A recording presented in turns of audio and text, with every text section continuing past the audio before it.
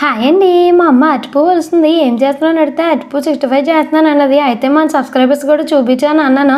అది ఎలా చేయాలో చూసియండి. అప్పటికే సగం పువ్వు ఒలిచేసిందండి. కొద్దిగా ఉన్నదన్నా చూపిస్తాను అన్నది. ఇదిగో ఈ పుల్లను ఇలా తెల్లగా ఉన్నదాన్ని తీసేసుకోవాలి. ఇలా అన్నీ తీసేసుకొని పూలను ప్లేట్లో పెట్టేసుకోవాలి.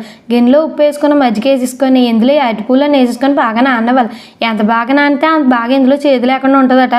తర్వాత ఈ అరటిపూలను ఈ ఫిల్టర్లో పెట్టేసుకొని మజ్జిగ పంపించుకోవాలి. ఇందులో అరటిపూలను వేసేసుకొని తెల్లగా వచ్చేంత వరకు ఒక 4-5 సార్లు నీళ్ళతో బాగా కడిగేసుకోవాలి.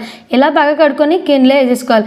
ఇందులో మైదా, కార్న్ఫ్లోర్, బియ్యం పిండి, అల్లం వెల్లుల్లి పేస్టు, ధనియాల పొడి, జీలకర్ర పొడి, గరం మసాలా, కారం, ఉప్పు అన్నీ బాగా కలిపేసుకోవాలి. కొద్దిగా కలర్ఫుల్గా ఉండడానికి ఫుడ్ కలర్ వేసేసుకొని వాటర్ వేసుకొని బాగా కలిపేసుకోవాలి. కడాయిలో డీప్ ఫ్రైకి సరిపడా ఆయిల్ వేసేసుకొని అరటిపూలను వేసేసుకోవాలి.